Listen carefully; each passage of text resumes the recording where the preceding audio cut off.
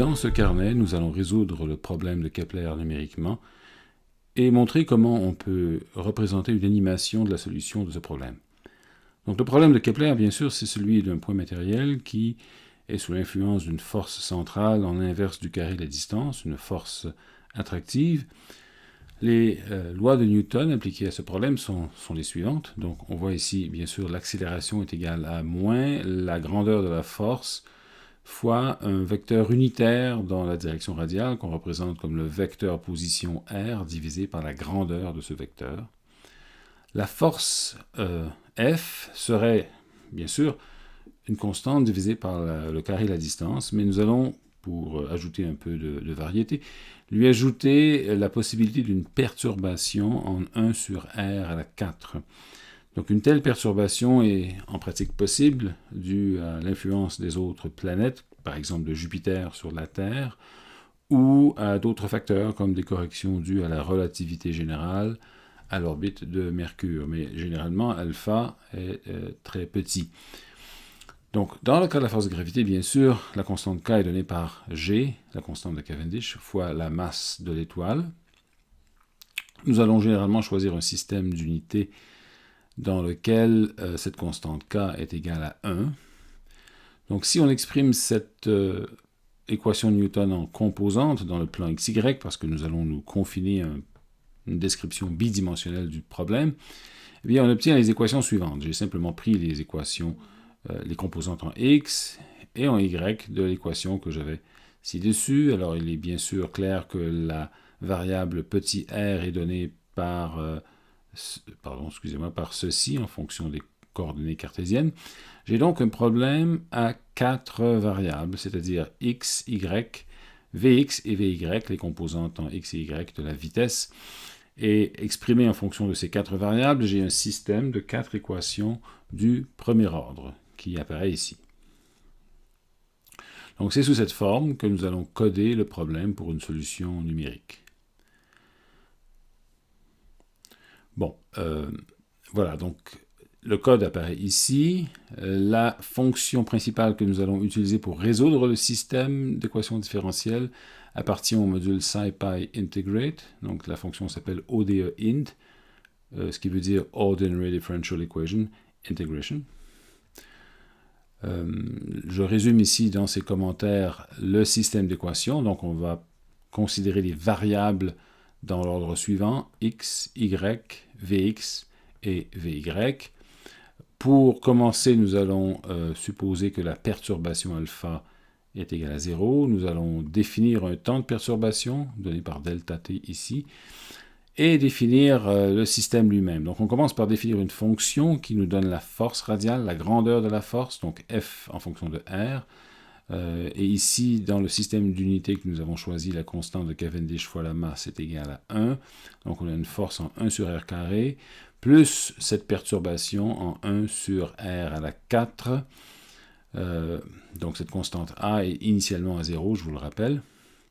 Ensuite, le plus important, donc l'étape la plus importante là-dedans, c'est de définir le système d'équation lui-même. Et c'est cette fonction qu'il définit. Donc cette fonction dx va prendre comme argument un vecteur qui contient les 4 variables du problème, c'est-à-dire x, y, vx et vy, et le temps. Elle va retourner un vecteur qui contient les dérivés, c'est-à-dire tout ce qui apparaît à gauche ici, dans les égalités. Donc, on commence par définir la distance entre la particule et le centre, donc R majuscule. On calcule la force pour cette distance, et on retourne ce vecteur ici, donc, dont les composantes sont Vx, Vy, ensuite moins la grandeur de la force fois x sur r, tel que ça apparaît exactement ici, et moins la grandeur de la force fois y sur r, tel que ça apparaît ici. On définit ensuite une grille de temps, donc destinée à recevoir, destinée à définir la taille de la solution, ainsi que l'intervalle de temps pour la solution elle-même. Donc, Cette grille va de 0 à delta t avec un pas de 0,01. Ensuite, les conditions initiales. Donc, x0 est un vecteur qui contient la position initiale. Donc, ici, c'est 1,0. Et la vitesse initiale, donc 0 en x et 0,5 en y. Et l'étape cruciale est celle-ci. C'est la solution de l'équation, du système d'équations différentielles comme tel. Donc, on lui donne cette fonction ODE int, prend 3 arguments. Donc, la fonction qui définit le système d'équations, dx majuscule, les conditions initiales et la grille de temps. Le reste, ce ne sont que des graphiques. Donc là, je vais définir des graphiques. Je vais m'assurer que l'échelle en x et en y est la même. Donc c'est pour ça que je demande un rapport d'aspect égal à 1. Je vais tracer ici les axes, alors excusez-moi, j'ai fait un petit changement involontaire, voilà.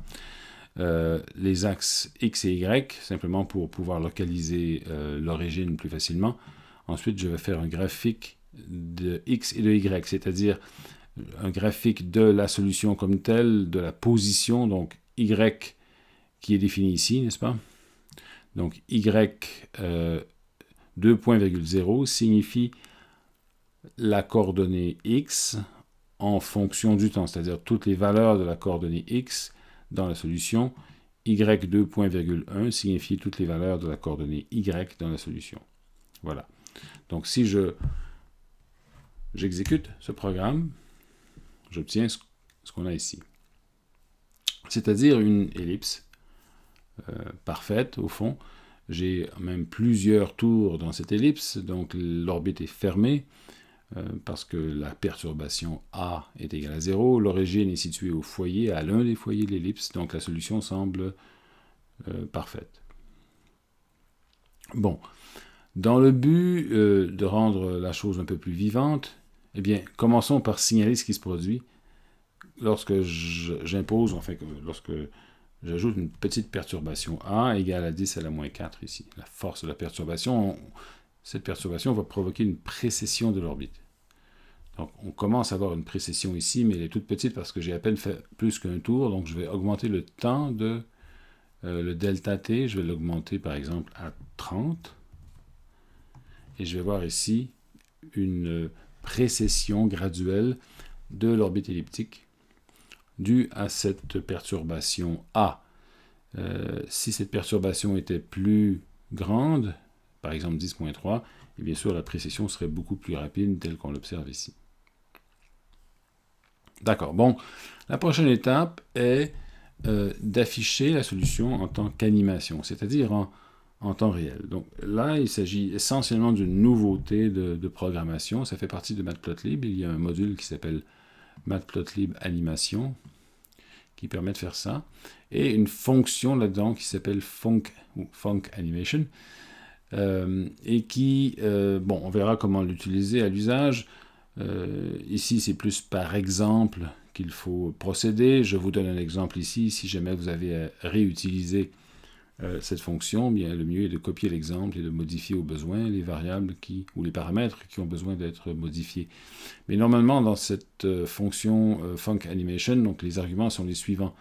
Donc le premier argument ici, c'est la figure Matplotlib qui est initialisée au préalable, donc une espèce de canevas. Ensuite, run est une fonction qui fait le calcul de la solution pendant un court intervalle.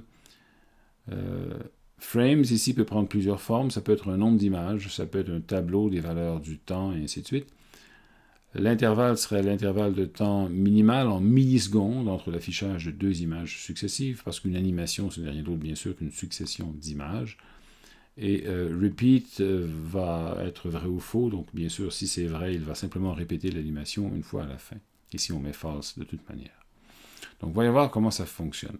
Le début de ce programme est le même qu'avant. Tout à fait. C'est le même système qu'on résout. Bon, je vais commencer par initialiser les figures, donc de la manière classique. Je vais ici me créer un ensemble de segments vides. Donc, je fais un graphique avec la commande plot. de rien du tout, c'est-à-dire que j'ai les listes vides ici. Donc tout ce que ça fait, c'est initialiser la possibilité d'un tableau de segments qui forme le graphique.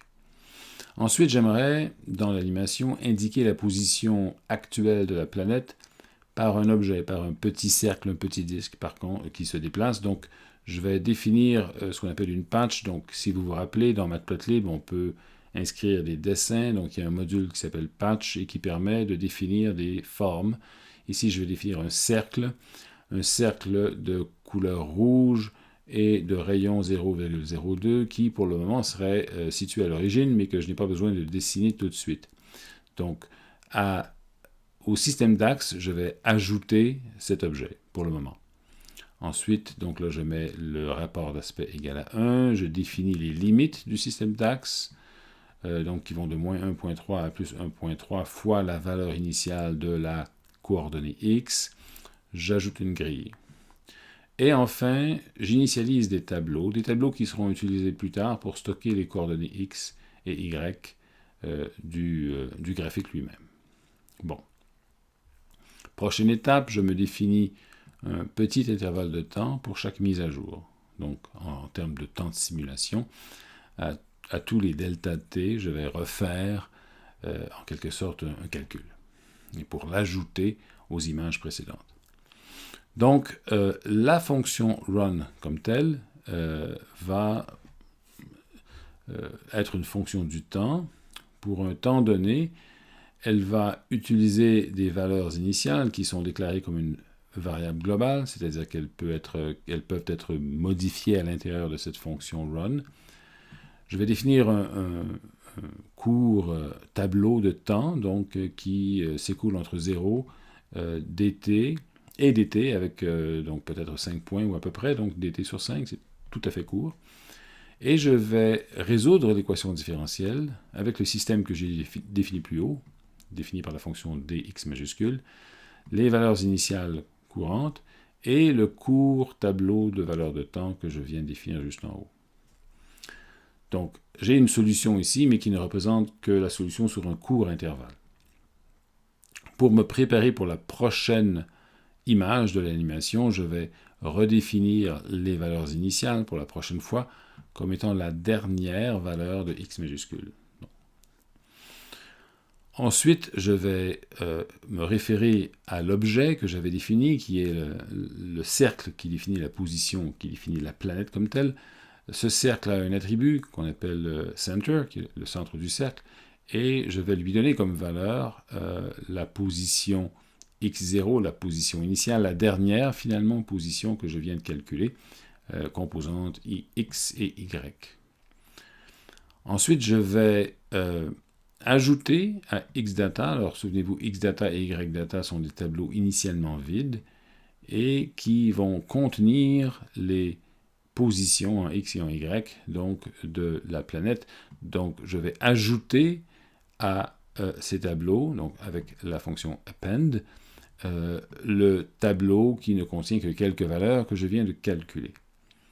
Enfin, cet objet ici, qui normalement contient les segments du graphique, je vais le mettre à jour, donc je vais le définir avec la fonction setData comme étant l'ensemble des coordonnées de x et de y. Donc on vient ici jouer un peu dans le cœur des routines de Matplotlib. Normalement, un objet comme celui-ci serait entièrement calculé par la fonction plot. Mais ici, je ne me sers pas de la fonction plot. Je fais simplement à la main ajouter des données à cet ensemble de segments. Enfin, je vais définir le titre du graphique que je vais mettre à jour à chaque dt comme étant la valeur du temps. Donc, je vais simplement ici écrire le temps avec un formatage classique et je vais retourner l'ensemble des segments.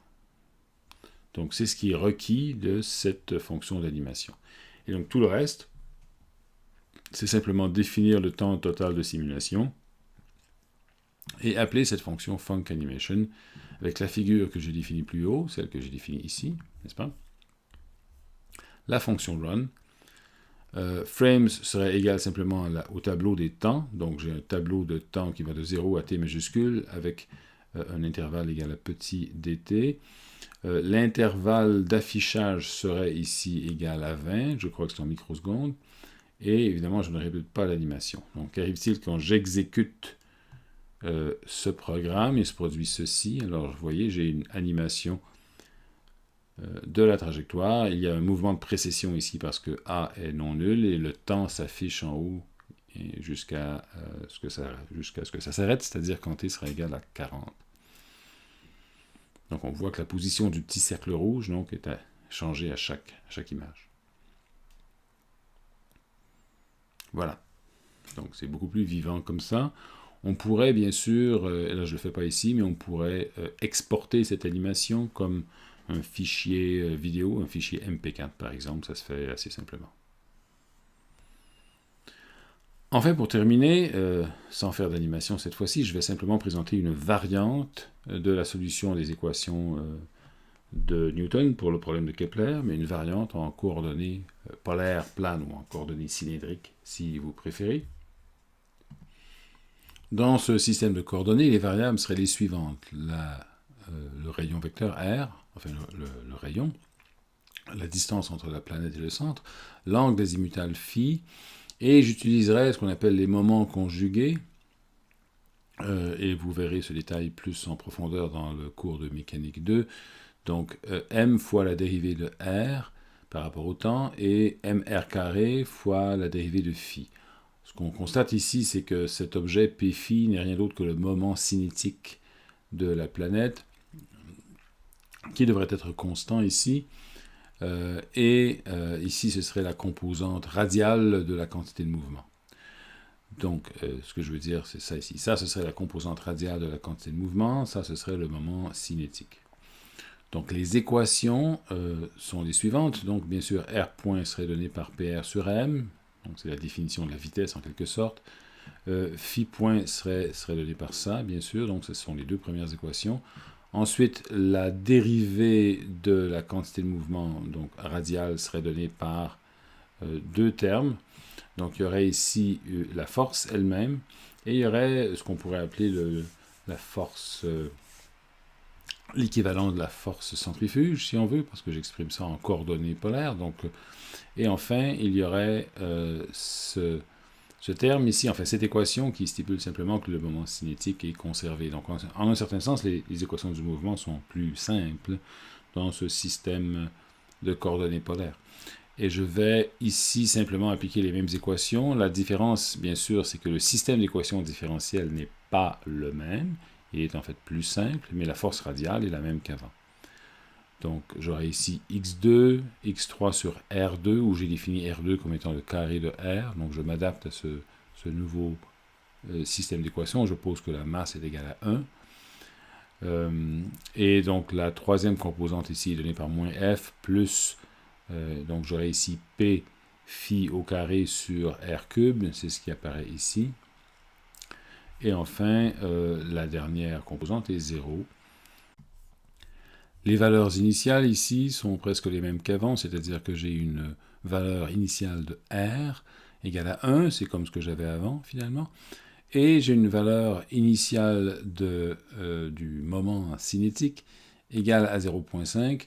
Dans ce cas-ci, ça revient exactement à la même chose qu'avant, puisque avec une masse égale à 1 et un rayon égal à 1, la valeur de pi phi correspond à la composante en Y de la vitesse. Donc ce sont les mêmes conditions initiales qu'auparavant, et je n'ai qu'à résoudre ce problème avec la fonction ODE-IN comme auparavant. Enfin, je fais un graphique polaire. Un graphique polaire, donc je donne en premier le tableau des valeurs de phi, de l'angle polaire, de l'angle azimutal, et en deuxième un tableau des valeurs de la coordonnée radiale. Voilà. Et voyons ce que ça donne, c'est instantané, ça nous donne encore une fois l'ellipse en précession, mais cette fois dans un graphique polaire.